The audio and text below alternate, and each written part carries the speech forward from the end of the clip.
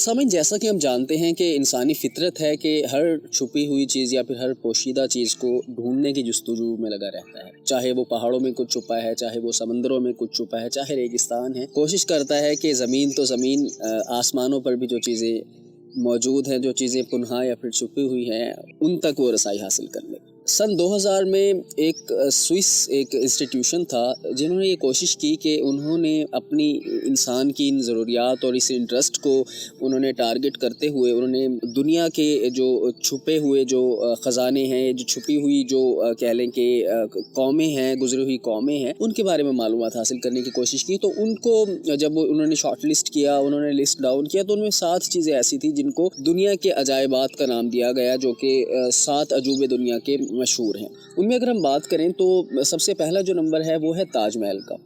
अब शाहजहां एक मुग़ल बादशाह, जो वैसे तो मुग़ल बादशाह के बारे में सब जानते हैं, शाहजहां एक मुग़ल बादशाह गुजरा है जिसके दौर में अजीम सल्तनत में मतलब बरसगीर में पूरा होल्ड उसका था और ख़जाने उसके जो है वो मुंह तक भरे हुए थे। वैसे तो उसकी बेगमात थी, लेकिन जो उसकी तीसरी बेगम थी जिसको मुमताज़ बेगम के नाम से दुनिया जानती है, वो बहुत ज़्यादा लाडली या फिर बहुत ज़्यादा चहेती थी। अब हुआ ये कि उसने अपनी उस बीवी की मोहब्बत के अंदर ना, जब उसकी बीवी का इंतकाल हो गया, जब उसकी बीवी फौत हो गई, तो उसकी मोहब्बत में उसने ना एक दुनिया से कुछ अनोखा करने का सोचा और ताजमहल की शक्ल में उसने एक मज़ार बनवाने का सोच लिया। ताजमहल की कह लें कि उसकी तामीर का आगाज़ हो गया और ये आगाज़ जो हुआ था ये मुमताज़ बेगम के दुनिया से चले जाने के बाद सन 1632 में हुआ था और 1653 तक ये काम जारी रहा था, मतलब तामीरात का सिलसिला चलता रहा था 1632 से शुरू होकर 1653 तक। कहते हैं कि इसकी तामीर में 3 करोड़ और 20 लाख रुपए उस दौर के, मैं आज की बात नहीं कर रहा, उस दौर की बात कर रहा हूँ, उस दौर के 3 करोड़ 20 लाख रुपए खर्च हुए थे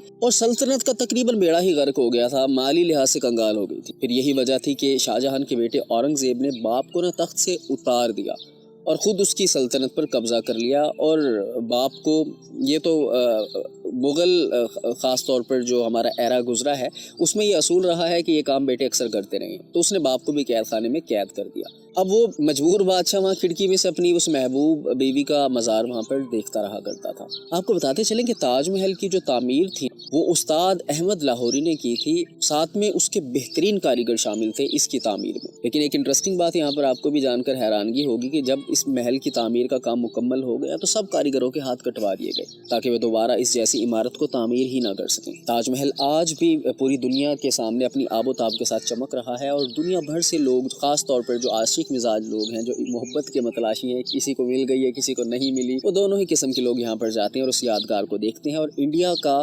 काफ़ी ज़र मुबादला जो है ना वो ताजमहल की बदौलत भी, जो फॉरेन विजिटर्स जो आते हैं उनकी बदौलत उनको मुयस्सर आता है। अच्छा, इसमें दूसरा जो कह लें कि जो दुनिया के अजायबात में है वो पीसा का टेढ़ा मीनार है। ये मशहूर मीनार इटली के सूबे पीसा में कायम है और ये मीनार अपनी तामीर के वक्त से ही ना, अब इसकी जो कह लें कि इसकी यूनिकनेस है वो ये है कि तामीर के वक्त से ही झुका हुआ था या फिर टेढ़ा था। इसकी जो ऊंचाई की अगर हम बात करें तो वो 185 फीट है और इसके अंदर जो सीढ़ियां हैं मीनार पे से ऊपर जाने के लिए वो 296 सीढ़ियाँ, 296, मतलब कि 4 सीढ़ियां अगर उस दौर के लोग और बना लेते तो 300 का हिस्से तक पहुंच जाता। इस मीनार का संगे बुनियाद जो रखा गया था ना वो पाकिस्तान की तरह 14 अगस्त को ही रखा गया था, लेकिन फ़र्क ये है कि पाकिस्तान 1947 में था जबकि ये 1173 में था। और ये मज़े की बात यह है कि इसका जो संगे बुनियाद रखा गया था ना सामीन, वो एक जंग में कामयाबी के बाद रखा गया था और जब इसका संगे बुनियाद रखकर इस पर काम शुरू किया गया था तो पहले मरहले में सिर्फ इसकी बुनियाद डाली गई थी और एक मंजिल बनाई गई थी। फिर दूसरी मरतबा इसकी तामीर का आगाज़ हुआ था सन 1178 में। अब दूसरी दफ़ा जो तामीर इसकी जो की गई थी उसमें 2 मंजिलों का इजाफा किया गया था।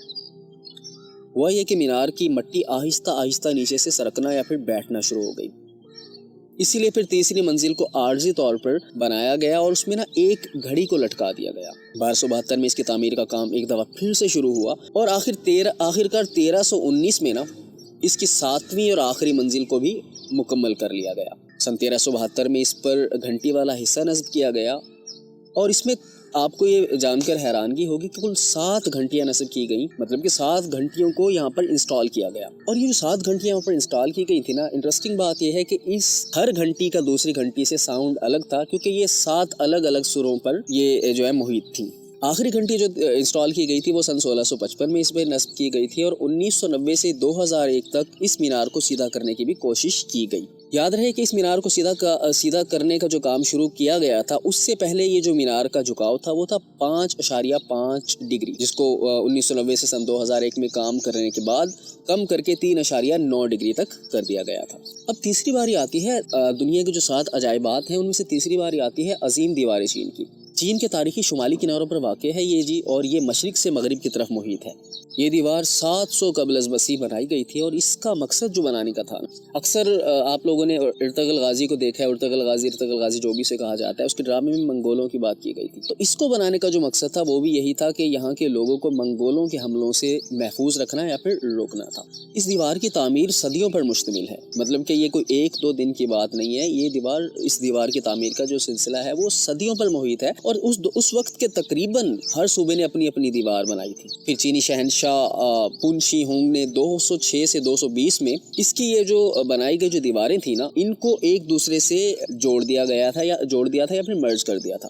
ये बनाई हुई दीवारें अभी भी अपनी असली हालत में मौजूद हैं और इन पर वक्तन फवक्तन मरम्मत का काम भी जारी रहता है। लेकिन दीवार की जो मरम्मत का काम, इसकी जो शुरुआत हुई थी ना, शुरुआत से लेकर सन 1700 ईस्वी तक ये काम इसका जारी रहा। आज हम जो दीवार देखते हैं ना, वो ज्यादातर मंग खानदान जो था उसने तामीर की थी, जो कि 1400 ईस्वी में तामीर की थी। एक सर्वे के मुताबिक ये दीवार 21,196 किलोमीटर लंबी है और दीवार की ऊंचाई की अगर हम बात करें तो वो 26 फीट और चौड़ाई की अगर हम बात करें तो वो 16 फीट है। इस दीवार के बारे में ये भी कहा जाता है कि ये चांद से नजर आती है, लेकिन इस बारे में कोई हकीकत नहीं है।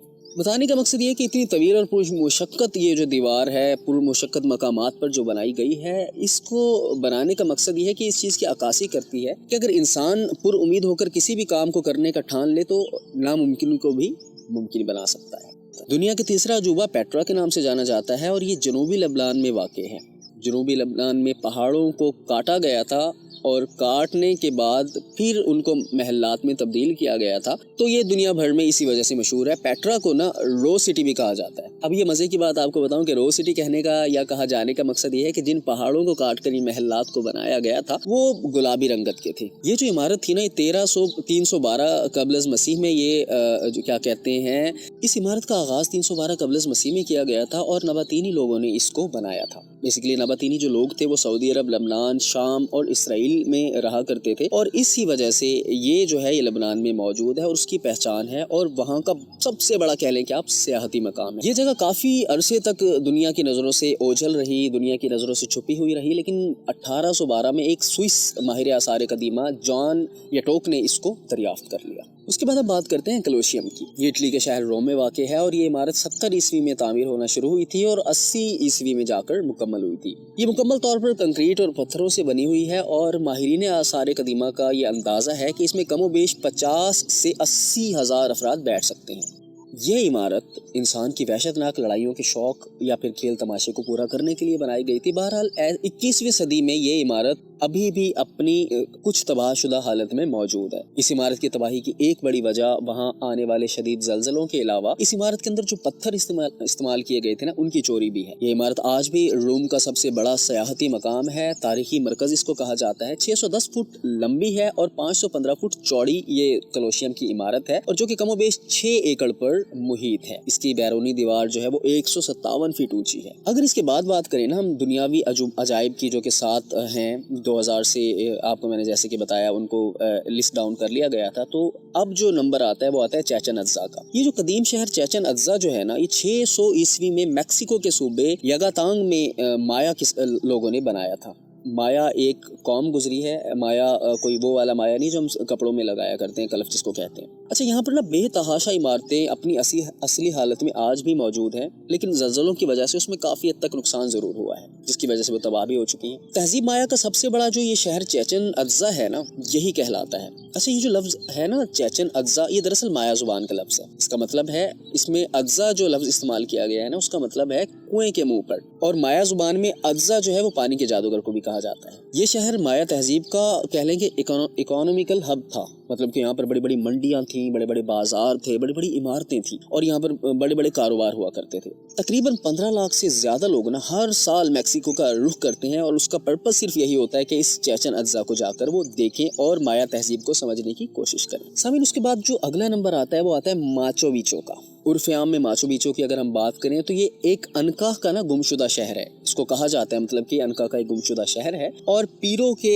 ये जो है ना सूबे गस्को में वाक़ है। पीरो का जो सूबा है ना कस्को उसमें वाक़ है। और ये सदफ मंदिर जो है ना वहाँ पर उससे 7,970 फीट बुलंद है। ये शहर अनका के राजा पेचागोई ने 1438 से लेकर 1472 के दरमियान में बसाया था। और ये अनका तहजीब का कह लें कि गढ़ माना जाता है। जिस तरह हर तहजीब का गढ़ होता है ना, मोहनजोदड़ो की हम बात कर लें, हम इसी तरीके से मुख्तलिफ किस्म के जो है ना मकामात हैं, नवाबों के महलात की अगर हम बात करें, नवाब सादिक की, नवाब बहावलपुर की, इसी तरीके से अनका तहजीब का कहते हैं कि गढ़ है। मगर बदकिस्मती से अनका लोगों को ये शहर तकरीबन मतलब 1 सदी बाद ही छोड़ना पड़ गया। और वजह ये थी कि स्पेन के लोगों ने यहाँ के मकामी बाशिंदों के खिलाफ जंग शुरू कर दी थी। फिर तकरीबन 500 साल के बाद ये शहर दुनिया की नज़र में वापस आया, और वो भी इस तरीके से कि 1911 में एक बैनुल अक़वामी इसको शोहरत उस टाइम मिली जब एक अमरीकी तारीखदान हरम बंगम ने इसको दरियाफ्त कर लिया। तब से आज तक ये शहर सयाहत का मरकज़ है। चूँकि शहर की अक्सर इमारतें जंग की वजह से तबाह हो गई थी, जैसा कि अभी मैंने आपको बताया कि स्पेनी लोगों ने जंग शुरू कर दी थी यहाँ के लोगों से, इसलिए 1976 में इस शहर को जो है ना दोबारा से बसाने का, अपनी असली हालत में रिस्टोर करने का फैसला किया। ये फैसला करने का मकसद ये था कि यहाँ जो आने वाले सयाह हैं उनको इस शहर की असली हालत या असली शक्ल से रोशनास करवाया जा सके। और इसको रिस्टोर करने का जो काम है वो ताहाल जारी। और आपको बताते चलें कि खुदाई के दौरान ना हजारों की तादाद में इंसानी खोपड़ियां यहाँ से मिली। और माहिरीन का ये दावा है कि तकरीबन यहाँ से 80,000 खोपड़ियां मिली हैं। और ये 80,000 खोपड़ियां उन्हीं लोगों की या उन्हीं औरतों की हैं जो अनका लोगों ने अपने